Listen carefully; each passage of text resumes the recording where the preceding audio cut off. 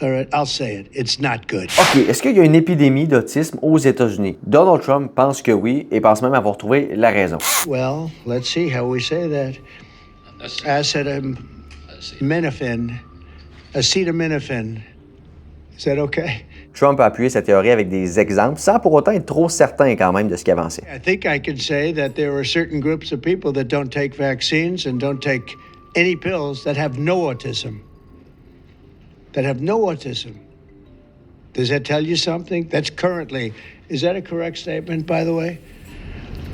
There are some studies that suggest that, yeah, with the Amish, for example. The Amish, yeah, virtually. I heard none. I mean, there's a rumor, and I don't know if it's so or not, that Cuba, they don't have Tylenol because they don't have the money for Tylenol, and they have virtually no autism, okay? Tell me about that one. Affirmations qui sont fausses selon de nombreuses études scientifiques. L'enjeu, c'est que dans des pays comme Cuba ou dans les communautés comme les Amish, où on est plus reculé, c'est plus difficile d'avoir des diagnostics. Là où il peut y avoir une confusion, c'est qu'effectivement, aux États-Unis, il y a une augmentation du nombre de diagnostics d'autisme depuis les années 2000. On est passé d'un diagnostic d'une personne sur 150 à une personne sur 31 au cours des dernières années. Pourquoi? C'est la question. La communauté scientifique n'a pas nécessairement établi de cause à effet présentement, mais ce qu'on dit, c'est que les critères pour recevoir un diagnostic d'autisme se sont agrandis au cours des dernières années et aussi que le dépistage se fait mieux, ce qui fait en sorte que oui, on diagnostique plus de personnes. Malgré tout, pour le secrétaire à la santé Kennedy Jr., son expérience personnelle vaut plus que ses études scientifiques. I've never seen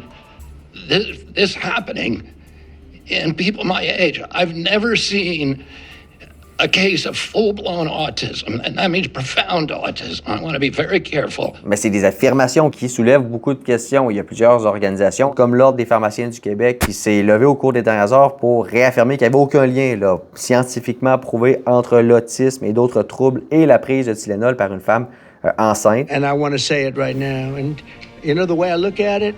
Don't take it. Don't take it. There's no downside in not taking it.